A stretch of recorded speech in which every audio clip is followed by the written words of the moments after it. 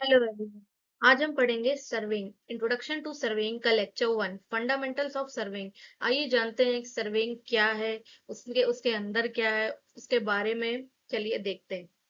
So come to the first slide. Introduction to surveying. अब surveying क्या है?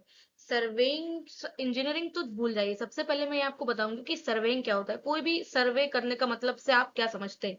सर्वे का मतलब होता है किसी भी चीज के बारे में ऊपर से नीचे तक, अप एंड डाउन, हर एक तरीके से अंदर से बाहर तक जानना कि उसके बारे में, उसके प्रॉन्स क्या है, उसके कॉन्स क्या है, उससे आगे पीछे क्या है।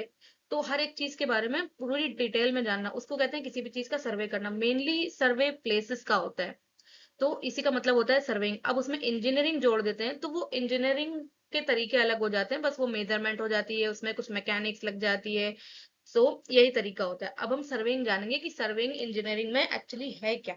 Surveying is the art of and science of determining the relative positions of various points or stations on the surface of the earth by measuring the horizontal and vertical distances, angles, and taking the details of these points, and by preparing a map or plan to any suitable scale. अब surveying क्या है? Surveying एक ऐसी art, एक ऐसी कला है, एक ऐसी साइंस है जो हमें अर्थ के ऊपर रिलेटिव पोजीशंस बताने में हेल्प करती है। रिलेटिव पोजीशन का मतलब क्या है? एक पोजीशन के विद रिस्पेक्ट टू दूसरी पोजीशन, मतलब एक पोजीशन जो है वो दूसरी पोजीशन के रिस्पेक्ट में कहाँ है। तो वहां से हम अर्थ के ऊपर हॉरिजॉन्टल और वर्टिकल डिस्टेंसेस नाप सकते हैं, बना सकते हैं, ताकि हम किसी भी एरिया का मैप या प्लान बना सके। अब मैप क्या होता है? मैप और प्लान में बस एक ही फर्क होता है कि प्लान जो होता है वो छोटे एरियाज के लिए होता है और मैप जो होता है वो बड़े एरिया के लिए होता है। तो बेसिकली सर्वेइंग क्या है?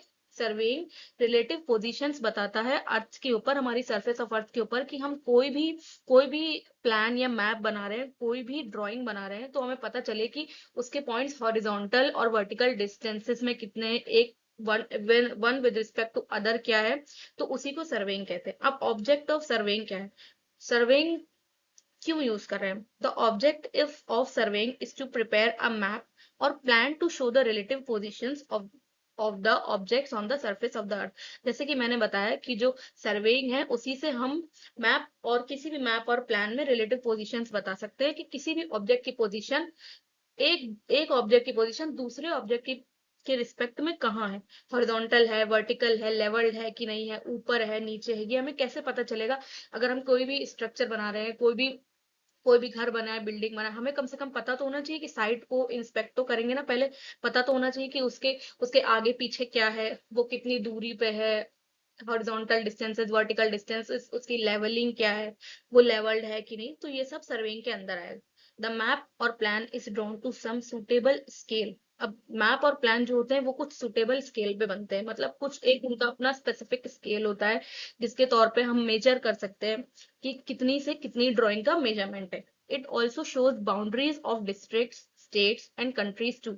इस सर्वेइंग से आप स्टेट्स, कंट्रीज और डिस्ट्रिक्ट्स की बाउंड्रीज भी डिफाइन कर सकते हैं। It features different engineering building, roads, railways, dams, canals etcetera. जैसे कि मैंने बताया कि सिविल सिविल कोई भी building structure, hydro any hydro structure, जो भी चीजें सारी इंजीनियरिंग चीजें, roads, railways, dams, canal, highways etcetera, सब कुछ सर्वेइंग के थ्रू ही बने। उन्हीं से पता चलेगा कि कहाँ किसकी पोजीशन रखना है, उसके बाद ही तो आप अपना काम शुरू करोगे ना। सो यहाँ तक है surveying. Now come to the next slide. आगे क्या है? Uses of surveying. अब सर्वेइंग के यूजेस क्या हैं? The surveying may be use for following purpose: to prepare a topographical map which shows hills, valleys, rivers, forest, villages, towns etcetera. Topography से मतलब होता है ज्योग्राफिक चीजें, मतलब hills, valleys, rivers, forest, villages, town. तो इन सब में भी कोई भी पोजीशन आप लोकेट करोगे, कोई भी स्ट्रक्चर बनाओगे, तो आपको सर्वेइंग की जरूरत पड़ेगी। आप उसके आगे पीछे, ऊपर नीचे, हर जगह देखोगे कि स्ट्रक्चर बनाने में वो एरिया सूटेबल है कि नहीं है।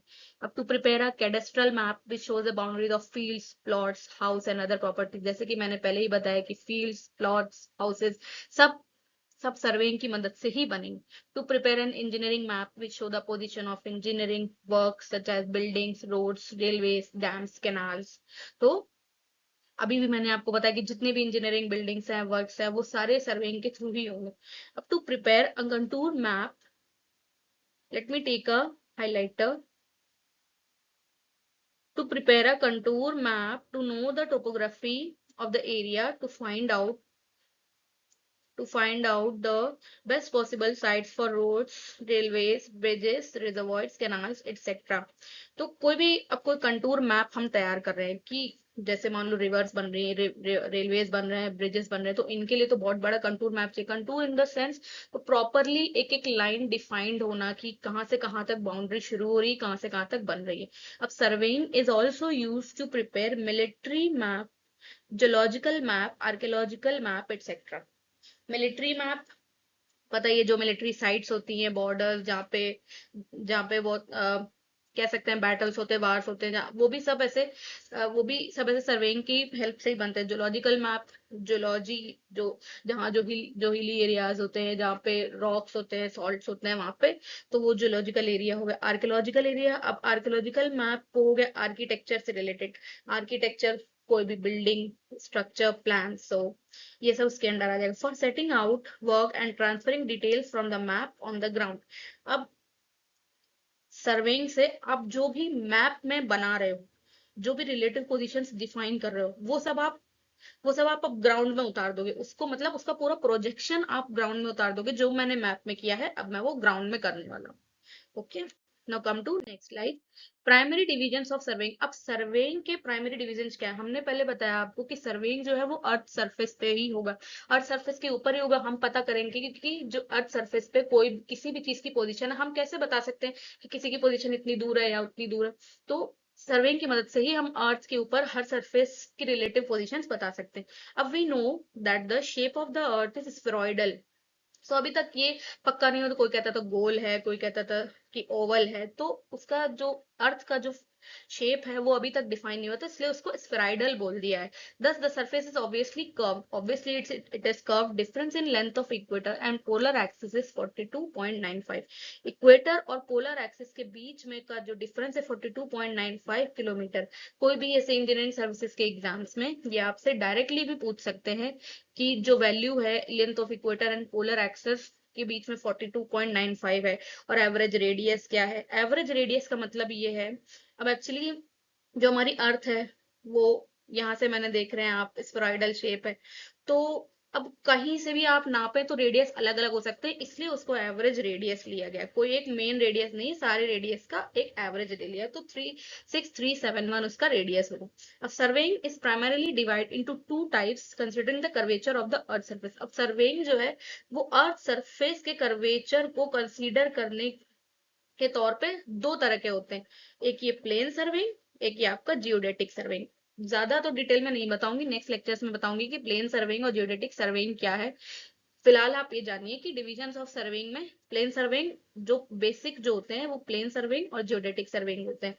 अभी आप अर्थ में फोटो में देख सकते हैं कि जो परपेंडिकुलर एक्सिस है अर्थ के, वो पोलर एक्सिस है, और जो उसके पैरेलल में है, सॉरी एक्स एक्सिस में, तो उसको इक्वेटोरियल एक्सिस कहते हैं। ठीक है, ये आपका डिस्टेंस यहाँ पे मैंने लिख रखा है कि इनके और इनके बीच में डिस्टेंस क्या है, ये नॉर्थ टू साउथ में और ये वेस्ट टू ईस्ट में। Now come to next slide.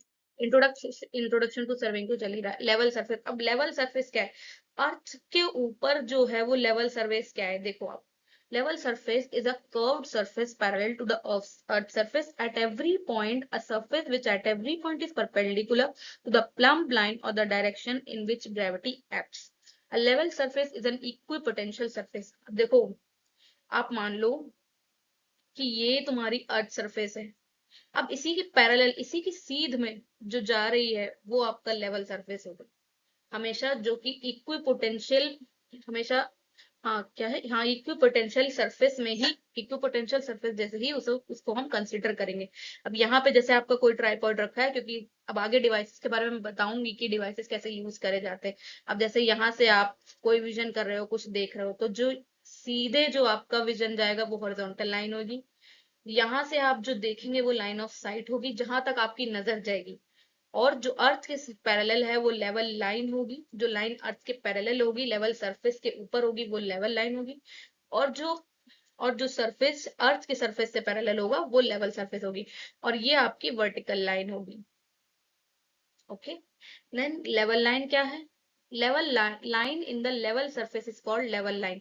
अब लेवल लाइन जो है वो मैंने अभी बताया कि लेवल सरफेस के अंदर जो लाइन उसके उसके भी पैरेलल जो लाइन बन रही है वो लेवल लाइन होगी। Now come to next slide. Horizontal plane. अब हॉरिजॉन्टल प्लेन क्या है? The plane tangential to the earth surface at the point it is normal to the plumb line. अब देखो जैसे कि ये मान लो ये अर्थ है, यहाँ से जो टेंजेंट जाएगी वो हॉरिजॉन्टल प्लेन हो गया। कहीं से भी टेंजेंट जा रही है आपकी वो हॉरिजॉन्टल प्लेन होगा।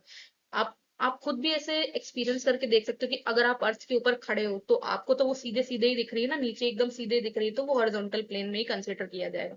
ओके, अब it is normal to plumb line. आगे मैं बताऊंगी कि प्लम लाइन का मतलब क्या होता है, एंड जो प्लम लाइन मेजर करने के लिए प्लम बॉब का जो प्लम बॉब एक डिवाइस होती है उसके बारे में भी मैं आगे बताऊंगी कि प्लम लाइन क्या हो। अब ग्रेट सर्कल क्या है? It is an imaginary circle passing through centre of the अर्थ। अब एक इमेजिनरी सर्कल है जो हमेशा अर्थ के सेंटर से ही पास करेंगे। A great circle divides earth into two equal parts। अब जो ग्रेट सर्कल है वो अर्थ को टू पार्ट्स में डिवाइड कर दे, एक लॉन्गिट्यूड में और एक इक्वेटर में। इक्वेटर जो है आपकी जो बीच से जाती है उसे इक्वेटर कहते हैं, और लॉन्गिट्यूड जो आपके यहाँ से ऐसे जाएगी, ऐसे ऐसे ऐसे करके जाएगी, है ना। तो इससे आप ऐसे रिलेटिव पोजीशंस पता कर सकते हो कि अर्थ के ऊपर कौन सी चीज कहाँ है। हर चीज ढूंढने में आपको आसानी होगी। ओके, तो यहाँ तक हमारा लेक्चर समाप्त होता है। हम नेक्स्ट लेक्चर में आगे आपको बताएंगे सर्वेइंग के बारे में और ज्यादा। Thank you so much.